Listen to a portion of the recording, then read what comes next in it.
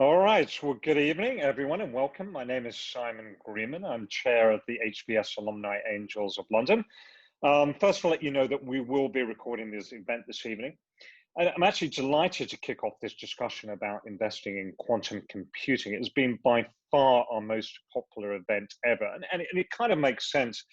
We all hear that quantum will bring about revolutions in drug development, financial modeling in many areas, but at the same time, we're not quite sure what it is, and also why is it that quantum always seems to be about 5 years away from living up to its promise. So tonight is really about demystifying quantum. What is it? How will it be used? When will it be usable? And how can we invest in it? And other questions. So I'm delighted to be joined by an expert panel that will be moderated by John Thornhill, who is FT Innovation Editor and founder of Sifted, the site for European startup. But before we get started, I would like to also thank my many colleagues who volunteer their time to help bring you these events, and in particular, Matilda, Etienne, and Janet. Thank you very much. On logistics, briefly, we have just under an hour. Please put your questions in the Q&A function and the chat, and we will try and pick them up as we go along. So without further ado, sit back and enjoy this as we take a peek into a world that Einstein referred to as spooky. So over to you, John, and thank you. Thank you very much, Simon, and I'm very pleased to be moderating this discussion tonight. As innovation editor at the Financial Times, I read a lot about different tech sectors, and I think this is one of the most fascinating, certainly the most mind-bending. I've just finished a biography of Albert Einstein, and even he had a hard time getting his head around Heisenberg's uncertainty principle and the idea that the universe was probabilistic rather than deterministic. God does not play dice with the universe. He famously wrote in a letter to Max Born, the German physicist, whose daughter, I discovered, is actually Olivia Newton-John, which goes to prove that there is a certain amount of randomness in the universe. But the fact is that God does play dice with the universe, as we're about to discover. There has been, as Simon has alluded to, huge excitement for a long time about the potential for quantum computing, but the sad truth is that more VC money has recently gone into dog walking apps than quantum computing. We are now beginning to see the first real applications of quantum, and that is sparking a lot of renewed interest in areas cryptography, finance, material science, drug discovery, and so on, as we're going to hear this evening. We are joined by three fantastic speakers whom I'm relying on to explain all the tricky stuff about qubits and entanglement and decoherence. And I'm going to ask you briefly to introduce yourselves, make sure that the sound is working. So Ilana, could you tell us who you are, where you work, and your interest in quantum? Yes, sure. Thank you very much. So my name is Dr. Lana Wisby. I am a deep tech entrepreneur primarily, and I am the CEO of a company called Oxford Quantum Circuits. We are a spin out from the University of Oxford, and we have built the UK's most advanced and the only commercially available quantum computer in the country. Fantastic. Alex? So hi, I'm Alex van Someren. I'm managing partner for early stage investments at Amadeus Capital Partners, a long-standing British venture capital firm. And I'm here because I'm actively investing in quantum technologies all across the board, from photonics through software for quantum computing, sensors, and right through to quantum computing hardware itself. Excellent. And Heather? Heather Higgins. I am a partner in our global consulting business. I am part of our IBM quantum computing team. And so not a scientist, not a mathematician, I'm a business strategist. And so very excited to talk to all of you around some of the promising use cases that we see and what we expect in terms of early commercialization. Great. Now HBS Angels, I beg your pardon, have given me the near impossible task of covering 7 different sectors in about 7 minutes each. So we'll see how we can get on with that. And please do fire the questions into the Q&A and I'll try to incorporate them as we go along. So let's start with some definitions. I would like to understand exactly what quantum mechanics is. Ilana, seeing you have a PhD in the subject, I think you're the person to come to on this. So can you explain to us quantum mechanics in about 2 minutes, please? Absolutely, not challenging at all. So quantum mechanics is really the fundamental principles of what makes quantum and quantum computing work. Now, I usually define these in three key things. One is the concept of quantum. Quantum really dictates that energy is quantized. We are operating with discrete energy levels as opposed to a continuous wave, effectively, of energy now. The second key concept of quantum mechanics is that of superposition. So this is a very new concept whereby you can be in multiple different states at the same time. So we're no longer limited, if we think about discrete ones and zeros, to two separate levels. We can start to think about superposition of different states. And if you have a coin that's both a head and a tail, it's either discretely a head or a tail, but if we spin it around, it's both a head and a tail at the same time until we stop, take a look and measure it. But it's that superposition when the coin is spinning that we can start to manipulate. The third is entanglement. So this is really about thinking about the dependency of quantum mechanics. So if I have two coins and I'm spinning them both at the same time, if I measure one and I know that it's a head, that might mean that then I automatically know the other one is either a head or a tail, depending on how I have entangled the two different things. These are the three fundamental principles of quantum mechanics, and that really drives everything we do to build qubits and quantum computers. Fantastic. Thank you very much for that. Alex, could you explain to us quantum technology? What do people mean by that? Well, quantum technologies are broadly the exploitation of quantum mechanical properties of matter expressed in various useful ways. And so we see things like photonic quantum, both emitters and detectors. So things which can generate very controlled amounts of light, for example, to emit a single photon of light in response to an electrical signal, or to be able to detect a single photon of light. Now, single photons are unbelievably small quanta, and yet it is possible to build detectors which successfully detect as little as a single photon. In fact, slightly amazingly, it appears that human beings can actually detect single photons. But building electronics which does that is very important because it lets us build communication systems. Sensors of various kinds, like gravitational sensors exploiting quantum properties, can be extremely sensitive indeed, much more sensitive than any other kind of gravitational sensor. So we can use them to detect things, say, buried in the ground, or even to detect the ground itself when flown from the air or space. And finally, of course, as we'll get to later, quantum computing is about the exploitation of these technological properties to build machines which are capable of actually executing circuits, so running programs, which allow us to perform new kinds of mathematics. Great. Let's go a bit deeper on quantum computing. And Heather, you're at IBM. Tell us, what do people mean by quantum computing? I would echo what Alex shared broadly. When we talk about quantum computing, we're talking about the use of quantum mechanics that Ilana described to actually perform computation. And so to put it in perspective in terms of the scale, if you think of, in a classical compute world, you've got bits. They can be 0, they can be 1, just like Ilana described. When you talk about quantum bits or qubits, as we've been referring to, if you think about 50 of them, 50 qubits can represent 1 quadrillion, right? That's a lot. Pick it up a little bit. If you talk about 300 of them, they're representing more compute states than we have atoms in the universe. So that's the thing that I think we're most excited about, is the ability to leverage this new computing paradigm to store more types of information, to unlock a lot more power from that information than we can do today in a classically constrained world. Okay. Now, you're quite faint, Heather. I don't know if there's anything you can do to turn up the volume, but that would be great. Thank you. Right, now we're going to come on to the potential use cases of quantum computing.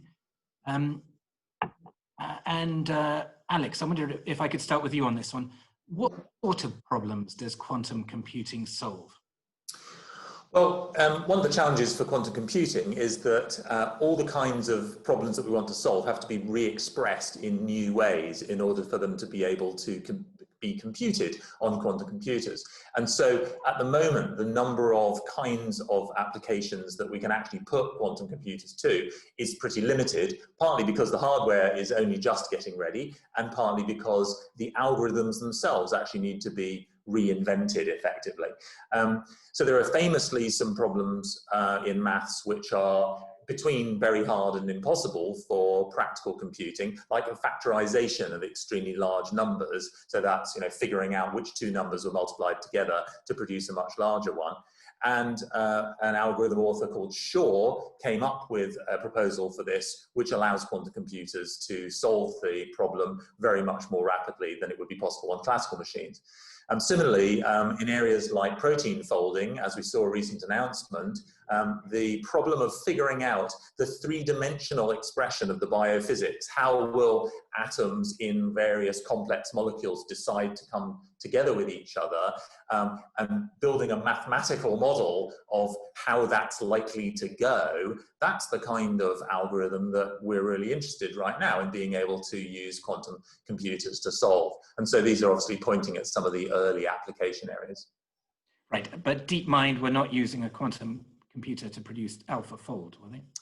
So I think that eventually Google will bring all of its different kinds of proposal together in one place, but for the time being, they're just using machine learning on classical computers to solve those kinds of problems at Google. Others are thinking hard about how they can actually exploit quantum computing hardware to solve these kinds of problems. But again, we're still at the very, very earliest stages of having very limited amounts of computing power available, very small numbers of qubits. And so on a practical level, it's still a little bit early to actually be able to deliver viable solutions.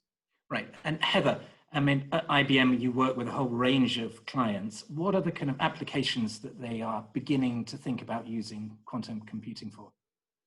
Sure. Hopefully my microphone might be working a little bit better now. You're still quite faint, Anthea. You guys hear me? Okay, I'll try to speak a little bit louder if that helps. That's a bit better. Yeah, as I talk about the broad application areas that Alex mentioned, I'll give you a little bit of a view of how that translates within an industry context.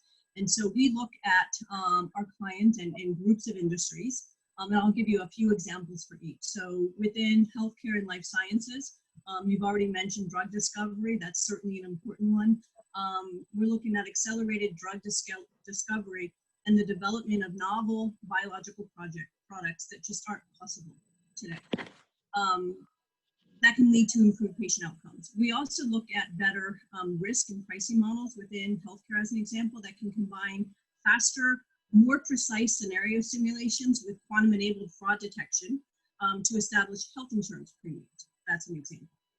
If I move over to the financial services sector, so that's your banking, financial markets, even insurance, they're looking at things like, again, thinking that, AI, better pattern recognition through quantum can lead to improvement in AI models. So you look at more accurate fraud detection through enhanced classification and pattern recognition that can help identify fraud with fewer false positives, which is a significant problem within fraud detection.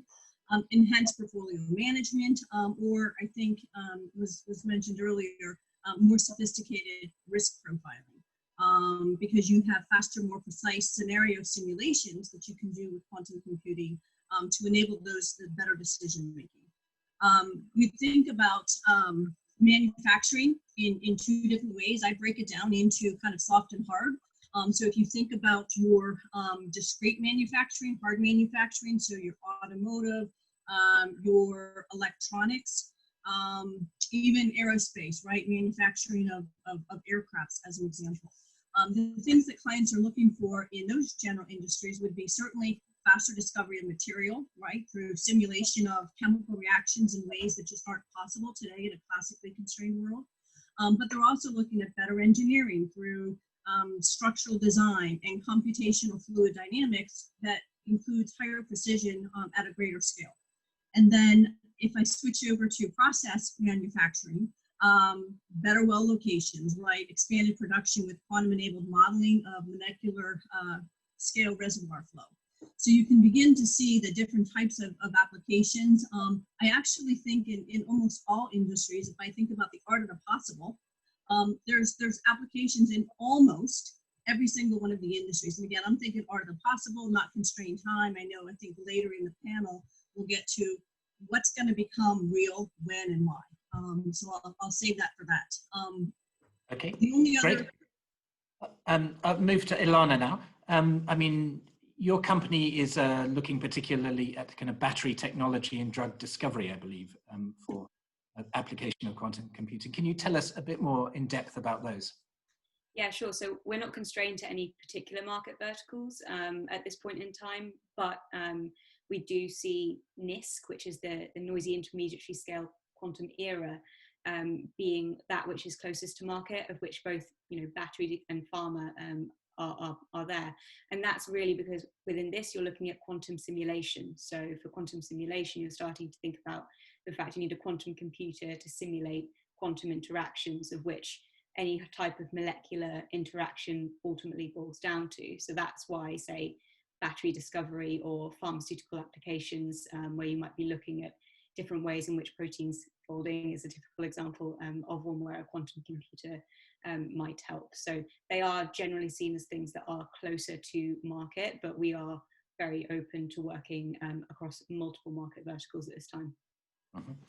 And Alex, I think a lot of people would like to know how quickly a lot of these applications are going to come on stream. I think BCG came up with a report suggesting that the market would be worth about 5 billion by 2024 and massively more than that shortly after that. Are those kind of realistic projections, do you think? 2024 isn't very far away, is it? And that seems like a lot of growth. I mean, I think if you take the total value of everything that's being invested into quantum technologies very broadly, you could probably arrive at that number. But if you want to think about how many quantum computers are people going to buy, and are we going to be able to go and buy one from our friendly local computer dealer, then I think that timescale is probably looking a little aggressive. So look, as we've been hearing, quantum computing is particularly good at addressing problems which themselves are about the quantum behavior of matter. There's a kind of satisfying logicality to that, to using the quantum computer to actually solve problems which are about how quantum behavior occurs in the real world. And so the kind of simulations that Ilana was mentioning, so looking at chemical reactions, or the biological example that I was using earlier about looking at protein folding, these are the kinds of things. In fact, very broadly, very parallel simulation tasks are the kinds of things that it appears quantum computing is going to be useful for first. And roughly speaking, it's not going to help much on making our video games go faster, or getting the grammar right in our word processor documents. So it is a quite different class of problems. As for the exact timescales, I think we should assume that they're going to behave rather like mainframes used to for a while. So for those of you too young to remember that, that meant that a very big, very expensive computer in one place was shared by many people in a sort of time access way. And you would submit your job to the mainframe computer, it would go into a queue, it would get processed, and the results would get sent back to you. And if we think about that in the cloud, that's basically a model which in fact is already available for accessing some kind of quantum computing hardware in a limited way today. Okay. Ilana, how close is quantum to being usable at the moment? So quantum is usable, and you can interact and play with many different quantum computers across the world today, like they exist. Whether they exist to a point that's commercially valuable yet, I would say no, but we would expect to see that in the next 3 to 5 years. However, that's not to say there's not a market there already, because a lot of where quantum is going to have impact is disruptive technology. So there's a huge amount of people across pharma, across finance that we're already seeing engaging really readily, so that they can be, market leaders and have the competitive edge on this technology as soon as it becomes available. So yeah, 3 to 5 years is my bet for first. Okay, and Alex? John, can I just chip in a point? So, I mean, I do actually have a company, Algo Dynamics, a business which is actually doing financial services work. It's doing effectively predictions of market movements, and it is actually using a quantum computer to be able to help it improve the speed with which it does some of that work. So, you know, there are real examples that are available today. And as we saw in an earlier announcement from Google about its quantum computing hardware, they, you know, have delivered solutions to, you know, admittedly relatively small and well-defined problems, but, you know, real problems nonetheless are being solved with the currently available modest numbers of qubits in the computers today. Right, and Heather, IBM Q already exists, and you're giving your clients access to that, and you have also promised that you're going to be producing 1,000 qubit quantum computer by 2023. So can you tell us about IBM Q to begin with, and then tell us what will you be able to do with 1,000 qubit computer? Sure. You know, I'll reinforce what Ilana said. I would, my assessment would be the earliest commercialized use case implementation, you know, for quantum is certainly within the 3 to 5 years, which is not very long, and then certainly within the decade is when I would expect to see the commercial, you know, commercial value really truly scale with broad-based adoption. We did announce that we will have a Condor processor, right, which is more than 1,000 qubits, as you mentioned.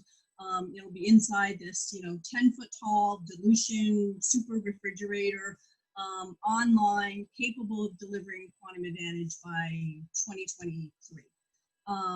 But it doesn't stop there, right? So if you really think about the rate and pace by which technology is accelerating, it was before we used to say that we will, you know, double the quantum volume on an every year basis, which we've done.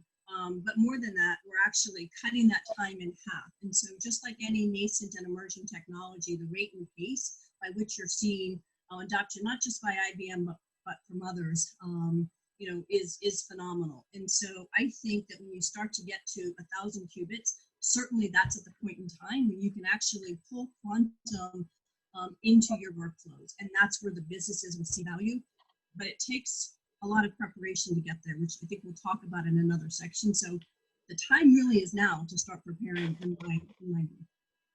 Okay, and I'm just going to take in one question from the Q&A from the audience. And Alex, maybe I could come to you on this, about cryptography. And you were mentioning before kind of Shor's algorithm and the possibility that quantum computers might be able to crack pretty much all existing computer code or cryptographic systems that exist at the moment.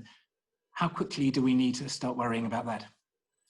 So just to quickly restate the problem, so factorization, which I mentioned, which is what Shor's algorithm is designed to implement on quantum computers, is extremely significant in cryptography because a large part of how cryptography is used to secure our data on the internet at the moment relies on it being impossible to factorize the very large numbers which are used.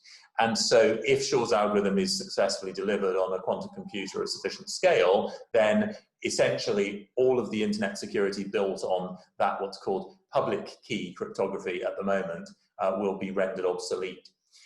That's a sufficiently dramatic outcome that anticipating it by decades is actually the right thing to do, because even if you were to now record all of the traffic that you were interested in on the internet and store it and save it for 10 or 20 years, you would then be able to read it later. And for some kinds of information, that's still a problem, even tens of years down the line. So a discipline called post-quantum cryptography has emerged, which means thinking of new kinds of algorithms which, to cut a long story short, don't rely on the hardness of factorization to give the security that they need. And that discipline has actually been around for some years now. A number of algorithms have been proposed. Various businesses are now trying to exploit that. You know, there's a bit of a marketing bandwagon, frankly, to jump on about offering post-quantum algorithms. One of the challenges here, though, is it does rely on an assumption that the algorithm you've come up with will not be soluble using a quantum computer. And there's various mathematical bases for, reasons why that might be the case, but it is a bit of a leap of faith, which one needs to be a little bit cautious about, that just because an algorithm doesn't rely on the hardness of factorization, it doesn't mean that it will be intractable in a quantum computer. And so, like all of these things in cryptography, we generally try and never say that things are unbreakable. We just say that things are very, very hard, and then we cross our fingers behind our back and hope that another few decades pass before anybody actually solves the problem. Right, thank you for that. I'd like to look a bit at the kind of ecosystem in the quantum world. And Heather, if I could start with you. I mean, IBM is one of the big tech companies that is focusing on this. What parts of the kind of quantum equation are the big tech companies going to deal with, and how are you going to make money out of this? So when we think of our ecosystem, we think obviously very broadly. We were, the first company in 2016 to put quantum computer on the cloud, right? Soon after that, 2017, we offered the first commercial universal quantum system, again, through the cloud. And so, again, we do believe that the ecosystem is where bringing experts across industry, academia, government institutes, startups, Fortune 100s, quantum bands, right? Together is what's going to really drive, drive advantage. It's technology, it is software, and ultimately it becomes the application, right? That's where we see, if we look at, where we're headed, it's how can we get broad-based adoption of quantum to do things that you can't do today. And so when we think about our ecosystem, again, trying to make sure that we are putting our research out there, putting our systems out there, putting our software out there in the open system so that we can invite anyone who wants to be part of bringing quantum to market to come join the game. And so we remain open. We are, encouraging, I think we're running something like 1 billion. We've got experiments from over 275,000 users that are driving like 1 billion plus experiments on an everyday basis. Again, they're learning, we're learning, and together, I think we're gonna, accelerate the adoption of quantum, and that's gonna really be when we can articulate that commercial advantage. Right. Ilana, can you tell us about the role of startups in the quantum world? I mean, for a lot of hardware companies, they clearly need a lot of capital in order to invest in that. I mean, there clearly are some quantum startups that are in hardware, but most of them seem to be in the kind of software end of the business. How do you see startups contributing to this quantum computing? Yeah, sure. So first of all, there's actually in the UK as many, if not more, quantum hardware companies than software companies, many of which have spun out of universities, which has been a success from the UK government national programme, which has really invested in quantum technologies within universities, and then we're kind of moving to commercialise them. I think, it would be foolish that just because you've got conglomerates operating in the space, that doesn't mean there's room for significant innovation. This is something that's come a lot out of academia as a new technology, that we can look at things flexibly with different approaches. We've got very passionate, of course, individuals working at this, and there's a really thriving startup ecosystem, particularly here in the UK. One of the other things that's great about the startup ecosystem here is how well we can collaborate and work together, which ultimately is going to drive the success of the ecosystem as a whole. Is both, we're almost a bit pre-competitive. We are, of course, competitive as well, but it will take an ecosystem that is willing to collaborate in this way, where startups are particularly well positioned to integrate and to have these different strategic partnerships as part of their strategy. Yeah. Okay, and Alex, what are the VCs primarily investing in at the moment? What are the areas of quantum that most interest you, and what have been the results to date? Well, I think the first thing to say is that the vast majority of investment money that's going into quantum technologies is doing it, sadly, elsewhere in the world.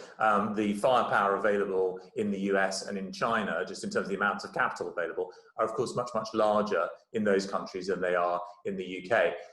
Here in the UK, there's been a lot of support, as Ilana mentioned, particularly from the National Quantum Technologies Programme. So that's government grant funding directed principally to universities and to spin-outs from universities. And I think that's been very effective in getting some of this technology translated from the research domain into the commercial world. There are a few venture capital firms, of course, mine is among them, that are actually making investments directly in the technologies. So far, I mean, I've made a couple of investments specifically in quantum technologies, and they're worth explaining.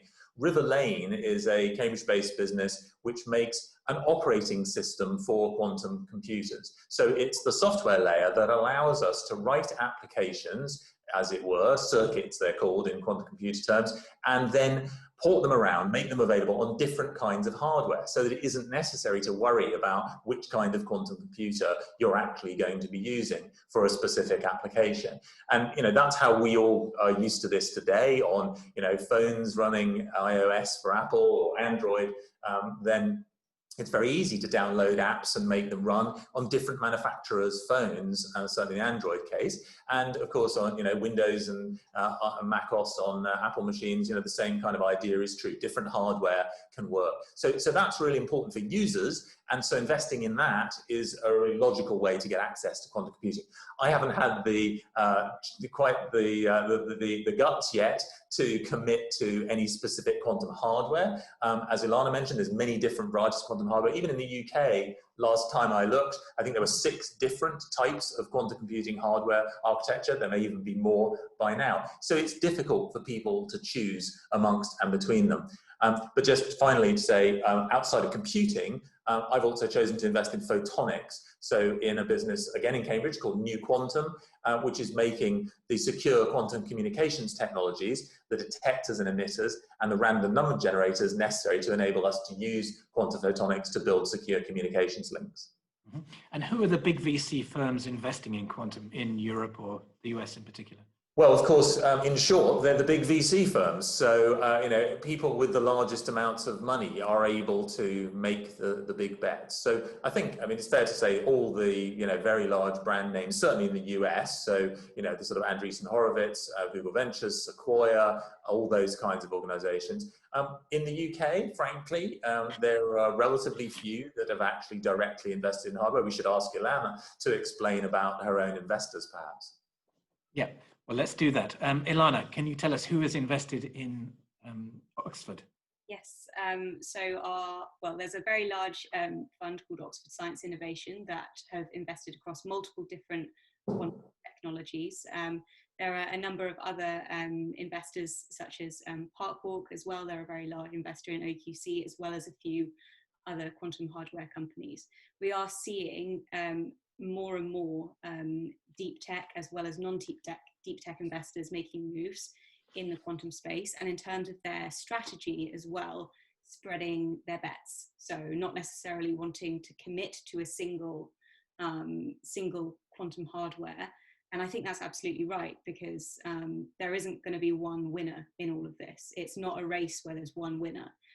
So we are starting to see a lot of different, both deep tech and non-deep tech funds start to really think about their own internal quantum strategies and now action them. Okay, and there are a lot of angel investors on the call this evening.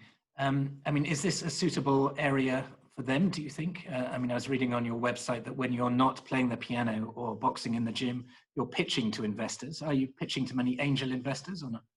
I have met many an angel. I think as long as the important thing is to be aligned on what this technology is and the timescales. So if you're happy to be patient, you want to do something that's really going to change the world and have a tremendous impact. Alex. Sorry, I don't want to interrupt. I was just going to say, really for angels, this is quite dangerous territory, I think. The challenge is that the risks are extremely high. And as you were just saying, Ilana, the timescales are extremely long. And so it's important to appreciate that ultimately the likelihood of making good money out of this in an acceptable period of time isn't really that great. But that's not an argument for people not to make investments. It's just that they need to be very careful and understand that the risk to their money is very high indeed at this early stage. And I think, it isn't possible to say at the moment there will be one dominant technology, but I do think that eventually it's very likely, this isn't a statement about the quantum industry so much as more generally about how technology goes, it's very likely that ultimately the market will collapse to a major technology strand which comes to dominate. And so not being able to say which one that is at the moment means it's very hard to know how that will go. Please. Just to add to that, we are now seeing as well more and more quantum funds that might be incredible places for angels to put their money in that can then get spread. So there's one over in Paris that's highly reputable, Quantination, but there are others popping up as well, and I'd keep your ear to the ground on that. Alex, can I just pick you up? When you said that you expect one technology strand to dominate, could you just develop that thought? So I'm really just meaning that eventually it will become clear which quantum computing technology, I should have been more careful to say, is going to be the easiest to manufacture at scale, the least fragile, the most cost effective in the very broadest sense.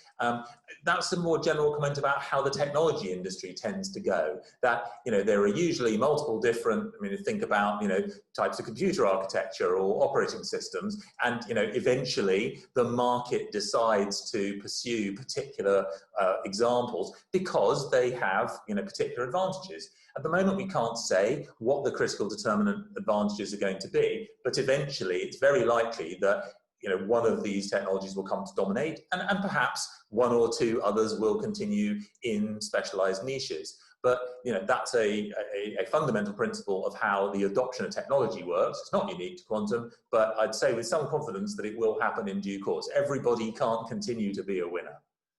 Heather, how does it look from the corporate perspective? Which are the big companies investing heavily in this area, and who do you think is going to prevail? We have quite a few, and so when we talk to clients, we talk about, again, we're within striking distance of quantum being able to extract business value. So I think there's a little bit of a convergence, right, on what that time scale is going to look like, even if we haven't landed on what that technology strand. When we look at the clients that we're working with, they are those that are going after IP creation, novel approaches so that they can get competitive advantage. And so you're looking at within the, financial services, right? JPMC has done some work with us around option pricing that's been published. If you look at within energy, there's a lot of work that Exxon has done around, next generation, energy solutions.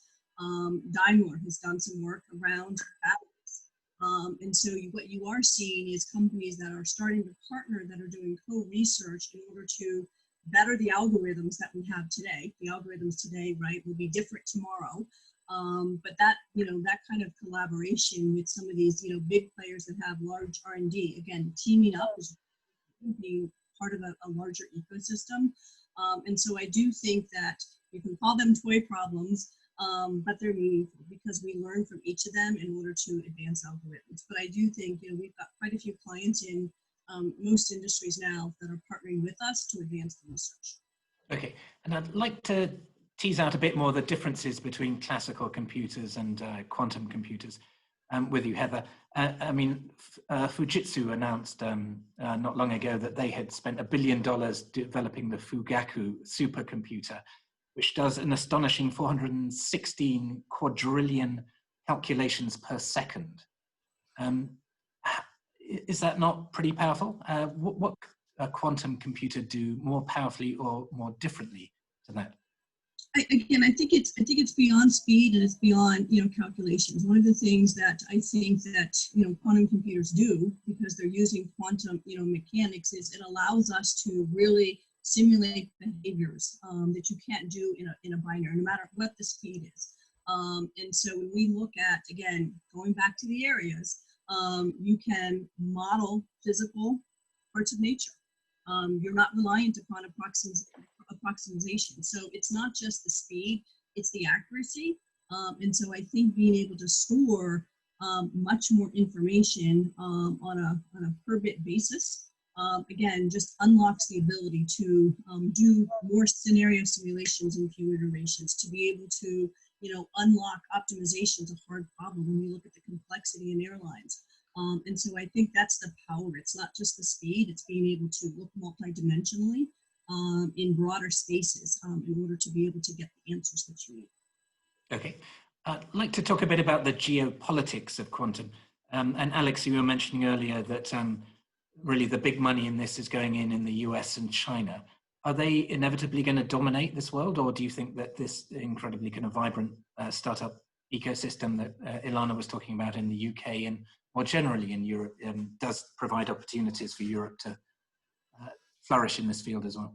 Well, I'm a big believer, in fact, in the idea that innovation can come from anywhere. The good news is that smart people are, in fact, pretty evenly distributed all over the world. And so just pouring money into problems doesn't automatically mean that you're going to win. And, the fact is the UK has quite a great reputation for coming up with extremely creative technological solutions to really hard problems. So, that's one of the reasons why I love being an investor here and trying to support our industry. I think collaboration is also important. I think that, frankly, a European initiative that includes the UK is going to continue to be critical, because the UK isn't going to be able to spend its way to success any more than anywhere else. It's going to need more brains, not just more money. And so that's why scientific research generally is done as a collaborative undertaking. But coming back to the simple geopolitics question, yes, the US and China will throw more money and people at these challenges than any other chunks of the world will. And so they're likely to achieve significant advances. Ultimately, stuff gets published, maybe not everything, but some of the significant work will become known to others, and everyone will make progress. So it's important for us to keep pushing here in the UK and to support the indigenous industry. And actually, I think this is an example of an area where the UK is actually the technological equal of the rest of the world at the moment, possibly even arguably slightly ahead, notwithstanding the fact that we're not as big or populous or rich as these other countries. And so, we should really try and continue to support that. It could be very, very economically significant for us in the future. Do you agree with that, Ilana? Absolutely, I would say we are a quantum leader within the UK. And I mean, the government has clearly put a lot of effort in over the past few years to support this ecosystem in the UK. In what ways has it sought to do that? And can you tell us about the kind of results of that? Yeah, so initially there was a phase 1 of the programme, which was mostly focused on funding going into universities. We're now in phase 2 of the programme, which is more focused on commercialisation of the technologies. This is taking multiple different streams, but it's committing around £1 billion to this across the coming 5 or so years. They're running a huge number of competitions through Innovate UK, so there's significant government grants. We've won £2 million of non-dilutive funding through government grants this year alone. There's also a national quantum computing centre that is setting up imminently, and that will again be both government as a customer and also making sure that there is technology of strategic importance to the nation on the ground in the UK. Okay, and Heather, from your perspective, how does it look globally? Which are the countries, regions that are most active in this area? If I step outside of the US, I think, right in Europe, actually, we have announced a partnership with Fraunhofer Institute, whereby we are installing one of our quantum computers in the spirit of advancing research and experimentation in Germany. We've done something similar in Japan with the University of Tokyo and with one of our hub partners, Keio. Where we're bringing organizations, to the university, to the hub, again, for the purposes of experimentation. So I do think that you're seeing, even outside of China and the US, obviously within the US, there's a lot of, funding that's going there. We have the National, Quantum Initiative Act. IBM is participating in that. But again, I think you're going to start to see, as we move from kind of this academic, resurgence and more research and getting closer to the commercial value, you're going to have governments trying to understand what the technology is, what are the standards that need to be put in place, and what is it that they can do to advance the agenda specific to their own agendas. And so again, Germany, Japan, I think are hotbeds right now. There's a lot of, just like in the UK, there's a lot of talent. There's a lot of talent in Canada, in Australia. So, we're seeing it pretty globally if you start to look at the experiments that we have coming in, right? Again, more than, 1 billion a day. You really do see the entire globe lit up. India, I shouldn't, there lots of experimentation happening in India as well. Okay, I'm going to pick up another question that has been submitted by a member of the audience. How are emerging AI techniques likely to impact the speed of development of quantum computing? Try that one. Ilana may have something to say, but I'll just chip in quickly. I think I'm going to switch to using the phrase machine learning in this context. I think that one can envisage the control systems of quantum computers benefiting from improvement, optimization as a result of machine learning. So that's actually about how do we make quantum computers work better by exploiting the technologies of machine learning, the algorithms that allow essentially, self-adaptation to occur. That sounds pretty interesting. The other sort of implied question about how can AI be executed as a program, if you like, on quantum computers, I personally would say, in short, it's far too early to tell. We don't know what the algorithms that might enable us to do that are. I'm sure they will come along. I'm also sure, by the way, they will come along faster than we expect. Usually predictions in technology actually turn out to be outpaced by reality. So I don't think anyone should be too skeptical about that. But maybe we can press Ilana and see if she's got anything else to add. Okay, Ilana. I would echo what you're saying there about being used to optimize a lot of the actual building of the machines themselves. This also comes into how you control your quantum computers. So starting to think about different pulse shaping, automation, using machine learning to optimize on that, simulation for the actual designs themselves. So this is again a lot of different optimization problems that are inherently within the actual development of a quantum computer itself. Okay, and Heather? I have a little bit of a different perspective on that, in that a lot of what we've been talking about has been pure quantum computing.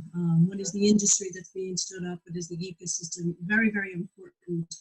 From a corporate perspective, if you take a look at the investments that have been made already in AI and getting to that AI maturity, I actually think that the earliest use cases of quantum being able to extract business value, again, is when you're inserting quantum in a very targeted way to actually complement and unlock incremental value over what you can do with AI. So I think it's how do you embed quantum into your AI-led workflows is what we're going to start to see in the next decade, right? Where it's going to be AI-led workflows on the cloud, and you're just targeting that very specific area where quantum is going to be able to do something entirely different or faster, or more accurate than what you can do. So I really do think that there's a very symbiotic relationship between AI and quantum, and I think we're going to see AI actually pull the adoption of quantum, forward as organizations have invested in and are increasing their maturity level of AI on things that they can do. Okay, I'd like to go and ask all of you, which area do you think will be most affected by quantum computing, and how quickly? Ilana, can I start with you? Which area will be most affected? Again, I think that depends on the timescales. So near-term impact, I would love to see mostly pharma and drug discovery, obviously, especially given the current situation we're in. On the longer term, any type of business optimization. We know finance are already making sure that they're ahead of the curve on this. So potentially these different types of areas, but the more, once we actually have the hardware to at the stage where you can start to learn more, find new applications across different market verticals, I suspect those predictions will change. Okay, and Heather, what do you think on that? Which sector will be most affected the quickest? I tend to agree, and I don't claim to have that crystal ball.